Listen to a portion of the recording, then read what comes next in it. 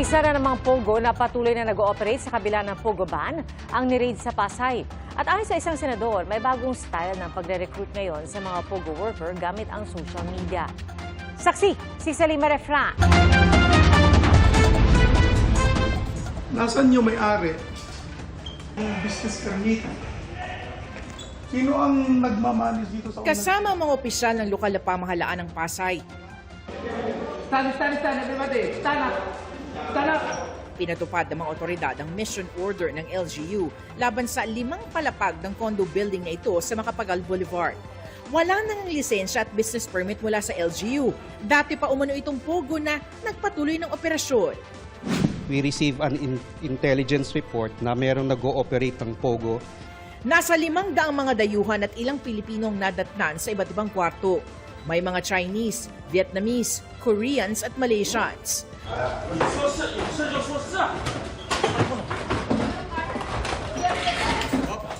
Ang dayuhang ito nagwala ng pagbawalan ng mga otoridad na gamitin ang kanyang cellphone.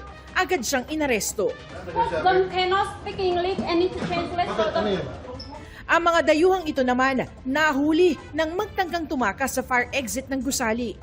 Iba't ibang scam umano ang natuklasan ng mga otoridad sa sinalakay na units. Sa initial viewing namin is nakita namin may investment scam, love scam.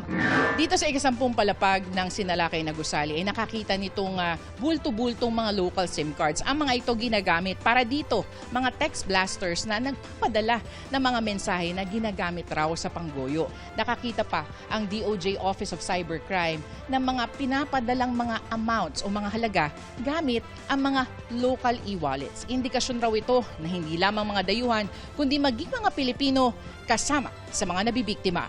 Meron kaming nakitang listahan ng mga pangalan ng mga Pilipinong nagpapadala ng pera. The biggest po is around 5,000. Meron din pong mga 20 pesos, 70 pesos, ganun po. Maaari na yun yung ginagamit nila, yung text blasters ay ginagamit nila panghikayat para makapagbigay ng pera. Anong ginagawa ninyo? Anong operations nyo? Yung operation nila, customer service yun. So, tungkol sa platform, kasi yung platform wala dito, sa ibang bansa yun. So, kami, katulad ako, taga-translate lang para sa kanila. Kasi dati karing ako lang sa lapas. Ako lang papasok lang. Pogo ba to? Hindi. Bakit mo sinabing hindi? Hindi ko alam.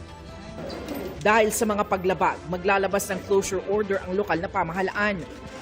Because meron pong violation ng aming ordinansa, kailangan po naming ipadlock ang mga establishmentong nag-operate po ng walang business permit.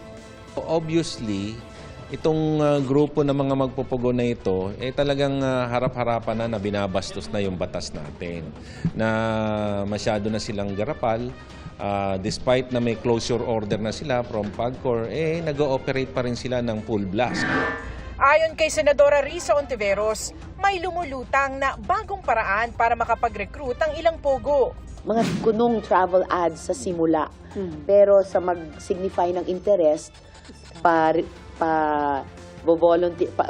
pasa-sign in nila at ire-recruit nila sa mga scam operations na pala. At meron na silang mga nabiktima.